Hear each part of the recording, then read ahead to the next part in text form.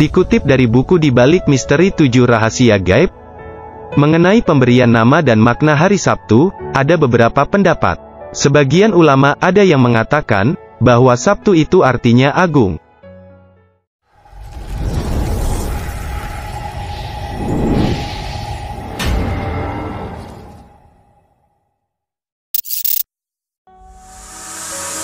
Dinamakan demikian, karena hari Sabtu itu, diagungkan oleh orang Yahudi.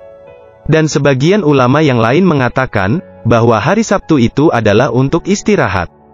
Seperti yang dinyatakan dalam firman Allah, Surat Al-Furqan ayat 47. Dialah, yang telah menjadikan untukmu malam sebagai pakaian, dan tidur untuk istirahat. Hari Sabtu dinamakan hari istirahat, karena orang-orang Yahudi pada hari itu sama beristirahat dari urusan duniawi. Ketika ditanyakan kepada orang Yahudi, apakah sebabnya, kalian tidak bekerja dengan urusan keduniaan pada hari Sabtu? Mereka sama, menjawab, karena Allah Ta'ala, tidak menjadikan sesuatu pun pada hari tersebut. Diriwayatkan, bahwa beberapa orang Yahudi, datang menghadap Rasulullah, seraya bertanya, "Hai Muhammad Rasulullah, ceritakanlah kepada kamu, apa yang telah diceritakan Allah pada hari-hari dalam seminggu?" Rasulullah menjawab, "Pada hari Ahad Allah menciptakan langit dan bumi, dan pada hari Senin Allah menciptakan gunung-gunung, pada hari Selasa, Allah menciptakan binatang, pada hari Rabu, Allah menciptakan cahaya. Pada hari Kamis Allah menciptakan surga dan neraka, dan pada hari Jumat, Allah menciptakan Adam dan Hawa." Orang-orang Yahudi berkata, "Anda benar. Apabila Anda sempurnakan jawaban tersebut." Rasulullah bertanya, "Apakah kesempurnaannya itu?" Mereka menjawab, "Ketika Allah telah menyempurnakan penciptaan langit dan bumi, maka Ia duduk bersandar, dengan menyilangkan kedua kakinya, dan beristirahat. Dan itu terjadi pada hari Sabtu. Karena itulah, kami jadikan hari Sabtu itu sebagai hari-hari pesta. Dan kami dapat beristirahat pada hari itu juga." Mendengar perkataan mereka itu, Rasulullah merasa menyesal. Maka Allah Ta'ala menurunkan wahyu yang berbunyi, "Dan sesungguhnya, telah kami ciptakan langit dan bumi, dan apa yang ada di antara keduanya dalam 6 masa, dan kami sedikit pun tidak ditimpa kelelahan." Quran Surat Ka'af ayat 38. Sifat keletihan itu, hanyalah menimpa dan terjadi kepada orang-orang yang bekerja, dengan menggunakan alat dan anggota badan, sedangkan Allah menciptakan sesuatu, hanya cukup, dengan mengucapkan kata-kata kun, jadilah. Maka terciptalah apa yang dikehendakinya. Dalam hal ini, Allah Ta'ala berfirman, "Dan perintah kami, hanyalah satu perkataan, seperti kejapan mata, maksudnya sangat sekali." Quran Surat Al-Qamar ayat 50. Dan Allah berfirman lagi dalam ayat yang lain, "Sesungguhnya perkataan kami terhadap sesuatu, apabila kami menghendakinya, kami hanya mengatakan kepadanya, kun. Jadilah, maka jadilah ia, sesuatu yang dimaksud itu." Quran Surat An-Nahl ayat 40. Orang-orang Yahudi mengira, bahwa hari Sabtu itu, sebagai hari untuk istirahat buat mereka, padahal yang sebenarnya hari Sabtu itu adalah hari bala. Dan mereka, menyangka hari Sabtu itu sebagai hari kegembiraan. Padahal Allah, menjadikan hari Sabtu itu sebagai hari duka cita. Rasulullah bersabda, "Hari Sabtu adalah untuk orang Yahudi, dan hari Jumat untuk kalian semua. Maka janganlah kalian melanggar perintah Allah pada hari itu, sebagaimana orang-orang Yahudi dan Nasrani, telah melanggar larangan Allah pada hari Sabtu. Sehingga para pelanggar larangan Allah itu, menjadi kera-kera dan babi-babi, suatu bentuk yang sangat hina." Orang-orang Yahudi telah melanggar perintah Allah, pada hari yang telah ditetapkan. Maka Allah, merubah bentuk wujud mereka, menjadi kera. Sedangkan orang-orang mumin, yang telah berbuat ketaatan dan kepatuhan kepada Allah, serta menunaikan salat Jumat yang diperintahkannya, maka Allah, melebur dosa-dosa mereka menjadi kebaikan.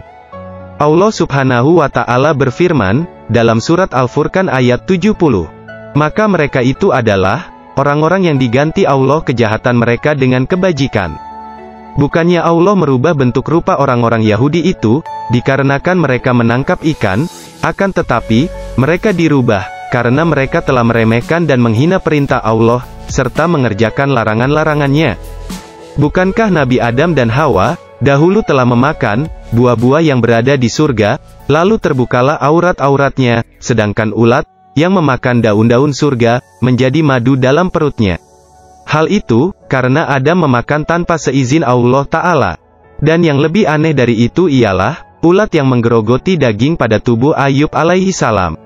Maka berubahlah di dalam perutnya, apa yang dimakannya itu menjadi bau harum-haruman. Sungguh aneh bin ajaib, manusia memakan ikan, yang dimurkai Allah, berubah menjadi monyet yang hina. Sedangkan ulat, yang memakan daging manusia, namun diridhoi Tuhan, kotorannya menjadi harum. Karena yang satu, makan tanpa izinnya, sedangkan ulat, taat kepada Tuhannya, maka ia pantas untuk mendapat kehormatan. Dan seorang mumin yang ikhlas, jika taat kepada Allah, betapa tidak akan mendapatkan rahmat, serta karomah. Dihikayatkan, bahwa ada seorang laki-laki, yang bernama Utbam al-Gulam, ia terkenal dengan kefasikan dan kejahatannya, suka minum minuman keras, serta berbuat kerusakan dan keonaran. Pada suatu hari, ia memasuki majlis taklim Al-Hasan Basri rahimahullah. Di sana mendengar salah seorang qori, yang sedang mengumandangkan ayat-ayat suci Al-Quran, yang pada saat itu, yang didengarkannya adalah surat Al-Hadid ayat 16. Apakah belum tiba waktunya, bagi orang-orang yang beriman, untuk khusyuk hati mereka mengingat Allah, dan apa yang diturunkan dari kebenaran Al-Quran, dan janganlah mereka, seperti orang-orang yang diberi kitab sebelumnya, kitab Yahudi dan Nasrani, maka panjangkanlah masa atas mereka, lalu hati mereka menjadi keras. Dan kebanyakan dari mereka fasik. Ayat tersebut, ditafsirkan oleh Asy-Syaikh, dijabarkan dengan pembahasan yang sangat berkesan, sehingga membuat para pendengar jamaah pengajian, mencucurkan air matanya, menangis terisak-isak.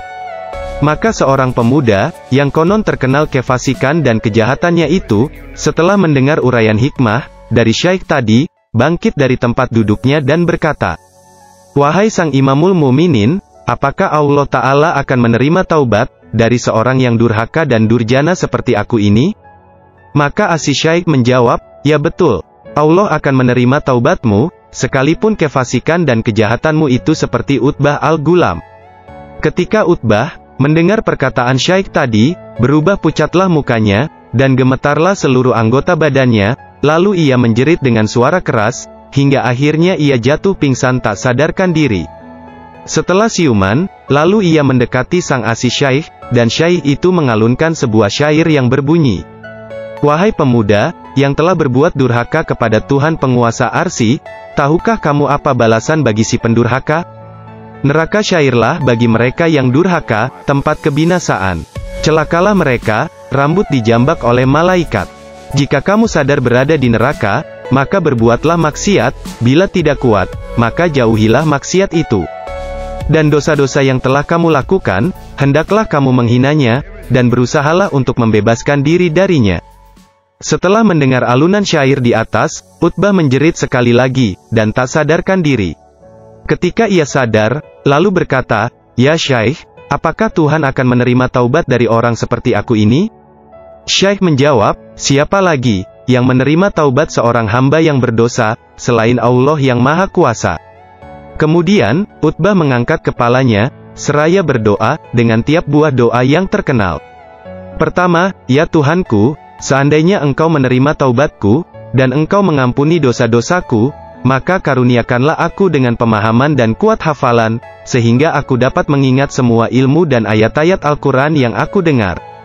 Yang kedua, ya Tuhanku, karuniakanlah kepadaku suara yang baik dan merdu, sehingga setiap orang yang mendengarkannya, akan bertambah lembut hatinya, sekalipun ia berhati keras. Yang ketiga, ya Tuhanku, berilah aku rezeki yang halal, dan melimpah ruah yang tak terduga-duga." Maka Allah mengabulkan permintaannya itu. Sehingga, bertambahlah pemahaman dan hafalannya, terhadap ayat-ayat Allah, dan apabila ia sedang mengalunkan ayat-ayat Al-Quran, maka orang yang mendengarkannya, akan menjadi lunak hatinya, dan segera bertaubat serta kembali kepada jalan yang lurus. Di rumahnya selalu tersedia, sebuah piring besar berisikan kuah dan roti, tanpa seorang pun yang tahu dari mana asalnya. Keadaan yang sedemikian itu, selalu terjadi pada setiap hari sampai ia meninggalkan dunia yang fana. Itulah keadaan orang yang kembali kepada Allah Ta'ala, karena sesungguhnya Allah tidak menyia-nyiakan perbuatan orang-orang yang berbuat kebajikan.